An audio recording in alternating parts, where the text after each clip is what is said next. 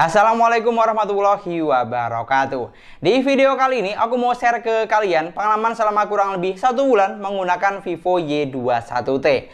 Atau bahasa gampangnya review Vivo Y21T setelah 1 bulan pemakaian.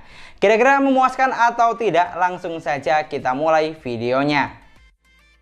Kalau untuk urusan desain atau tampilan, terutama bagian belakang, di sini saya no komplain. Karena tampilan dari HP ini terlihat simpel, namun tetap mewah di kelas harganya. Untuk keseluruhan bodinya juga berasa solid dan kokoh, apalagi ditambah dengan bentuk bodi yang flat atau kotak. Dengan ketebalan yang cukup tipis, cuma 8,0 mm. Jadi saat digenggam berasa kompak dan nyaman pastinya. Untuk tampak depan atau layar, jujur ada yang sedikit mengganjal di sini. Karena Vivo Y21T masih menggunakan konsep layar water drop screen. Resolusi layar masih SD+, dan refresh layar yang cuma 60 Hz. Emang sih bukan masalah banget sebenarnya, karena baliknya tergantung selera masing-masing saja. Dan walaupun layarnya masih SD+, tapi ternyata sudah memiliki saturasi warna yang cukup bagus dan berasa nyaman saat digunakan. Untuk kebutuhan nonton, main game, atau hanya sekedar scrolling sosial media. Untuk respon sentuh layarnya juga enak. Saya tidak menemui kendala yang berarti selama pengujian. Emang sih, kalau kita lihat dari apa yang ada, Vivo Y21 seperti kurang bersaing dengan merek lain. Karena jika kita lihat para kompetitornya, kebanyakan harga segini sudah punch-hole display. Resolusi Full HD+, dan untuk refresh rate layarnya juga sudah di atas 60 Hz. Bahkan ada yang sampai 120 Hz. Sedangkan Vivo tidak mengikuti tren itu. Jadi HP ini terkesan ketinggalan banget. Tapi ternyata setelah digunakan tidak seburuk itu kok, dan malah berasa nyaman. Walaupun memang kita tidak bisa dapat experience lebih di sini, seperti refresh rate layar yang tinggi dan lain-lain. Lalu untuk urusan spesifikasi, Vivo Y21 dibekali dengan kapasitas RAM 6/128GB yang bisa di-extend lagi hingga maksimal 2GB. Kalau memorinya kurang besar, kamu juga bisa tambah dengan micro SD up to 1TB.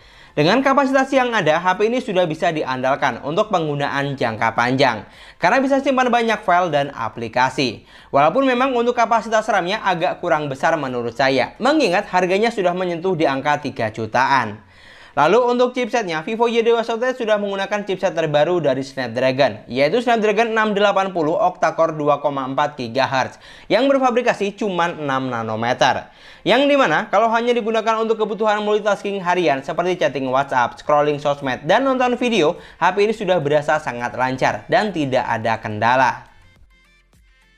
Lanjut untuk urusan performanya, saya coba tes menggunakan Antutu versi 9.0.6. Vivo Y21T mampu menghasilkan skor di angka 265 ribuan. Dengan skor CPU di angka 83 ribuan dan skor GPU di angka 35 ribuan. Bukan yang tinggi banget memang, tapi lumayan aja lah. Lanjut digunakan buat main PUBG Mobile, Vivo Y21T cuma menghasilkan setting grafik hingga smooth high dan mentok di balance medium saja. Pasti agak kurang nampol bagi sebagian orang karena grafik yang dihasilkan kurang tinggi. Soalnya banyak banget merek lain di bawah 3 juta mampu menghasilkan setting grafik lebih tinggi dari ini. Kalau untuk performa gamingnya, dari apa yang saya rasakan sih tergolong standar aja. Nggak ada yang wah atau spesial. Saya set di setting grafik smooth high sudah berasa lancar dan cukup reliable, walaupun beberapa frame drop tentu masih ada. Untuk sensor giroskop juga sudah berjalan dengan baik dan cukup responsif. Di sini yang saya suka, selama digunakan buat main game, suhu dari HP-nya tergolong stabil, tidak sampai panas banget. Lalu saya coba buat main game Mobile Legends, ternyata Y21T mampu menghasilkan setting grafik yang lebih tinggi. Sudah bisa sampai ultra, dengan frame rate hingga high. Saya coba main di setting grafik rata kanan, HP ini sudah mampu menjalankan game dengan baik dan lancar. Baik saat 1 lawan 1 atau lagi war rame-rame. Yang penting kuncinya, asal jaringan bagus, lancar jaya pokoknya. Dan untuk kelebihan lainnya, di sini Vivo Y21T juga sudah dilengkapi dengan Multi Turbo 5.0 dan Game Mode yang bisa meningkatkan kinerja CPU serta blokir notifikasi dan lain-lain. Di sini untuk urusan performa, saya rasa Vivo Y21T sudah cukup lancar dan bisa diandalkan buat ukuran kita yang tidak terlalu sering main game atau main game cuma buat ngisi waktu luang saja. Tapi kalau kamu emang hobi banget dan intens main game, saya rasa HP ini kurang cocok buat kamu karena emang arahnya bukan ke sana. Lalu untuk daya tahan atau baterai, Vivo Y21T sudah dibekali dengan kapasitas baterai sebesar 5000 mAh dengan kecepatan isi daya fast charging 18 Watt.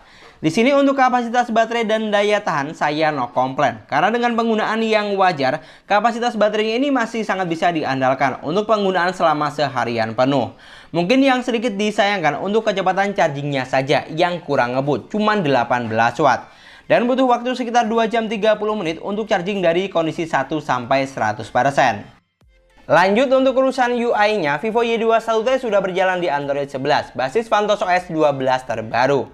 Yang dimana UI-nya ini memiliki tampilan lebih menarik dibanding VantusOS versi sebelumnya. Dan jujur saya no komplain di sini. Karena selain tampilan yang user-friendly, fitur yang ditawarkan juga banyak, hampir semua ada. Seperti ketuk 2 kali untuk on-off, picture in picture, gerakan pintar, screen mirroring, dan masih banyak lagi. Bahkan tidak cukup sampai di situ, enaknya pakai OS HP Vivo adalah selalu stabil dan no iklan-iklan klub pastinya. Di sini yang perlu kamu garis bawahi, untuk sensor NFC belum ada di HP ini. Dan untuk poin yang terakhir, saya akan share dari sektor kameranya. Di sini Vivo Y21T dibekali dengan setup triple kamera belakang, yaitu ada 50 megapiksel kamera utama, 2 megapiksel kamera bokeh, dan 2 megapiksel kamera makro. Untuk kamera selfie-nya, kita harus puas dengan resolusi sebesar 8 megapiksel. Lalu kalau untuk fitur kameranya, selain foto dan video, di sini masih ada foto mode malam untuk kamera belakang dan kamera depan, foto potret atau bokeh. Dan di bagian selengkapnya masih ada foto 50 megapiksel, foto panorama, foto live, gerak lambat atau slow motion, time lapse, mode profesional, dan foto dokumen. Di sini yang perlu dicatat, untuk perekaman videonya, HP ini belum dilengkapi dengan ultra stabil video. Jujur agak kurang puas pastinya, mengingat itu merupakan fitur yang sangat penting saat ini. Apalagi ini kelasnya sudah 3 jutaan. Jadi kamu harus perhatikan poin ini. Kalau untuk hasil gambarnya sudah cukup bagus di sini. Gambar terlihat detail dan tajam, dengan saturasi warna yang juga masih dapat, baik saat foto di indoor maupun di outdoor.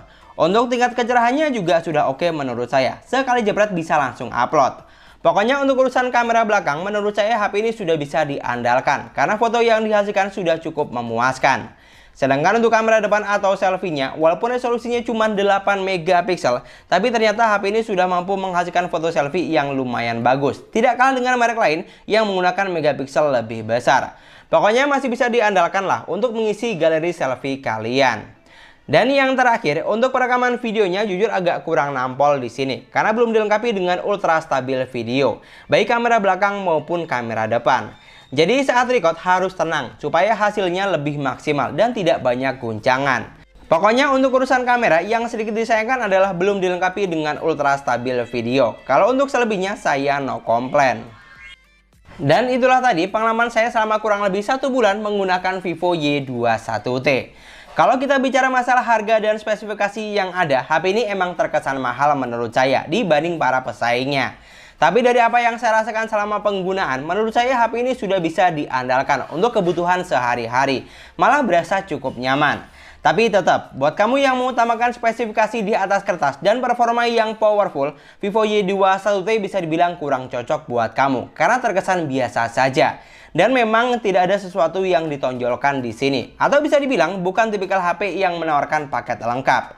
Di sini saya tegaskan, HP ini tuh cocoknya buat kamu yang nggak neko-neko. Yang penting desain cakep, spesifikasi lumayan, performa gaming lancar, dan kamera yang bisa diandalkan. Pokoknya lebih ke pemakaian yang standar saja. Sama satu lagi, enaknya pakai HP Vivo itu nggak gampang rewel, nggak banyak drama, dan HP-nya sendiri juga bandel. Sangat bisa diandalkan untuk penggunaan jangka panjang. Dan mungkin sekian dulu pembahasan kita kali ini. Terima kasih banyak buat yang sudah nonton videonya sampai akhir. Semoga videonya gampang dan mudah dipahami. Dan yang paling penting, semoga videonya bermanfaat. Jangan lupa like dan komen videonya. Kalau misalnya di antara kamu ada yang menggunakan Vivo Y21T, kamu bisa banget cari pengalaman selama penggunaan bagaimana di kolom komentar. Dan jangan lupa juga subscribe channel sesuai harga. Kita ketemu lagi di video selanjutnya. Assalamualaikum warahmatullahi wabarakatuh.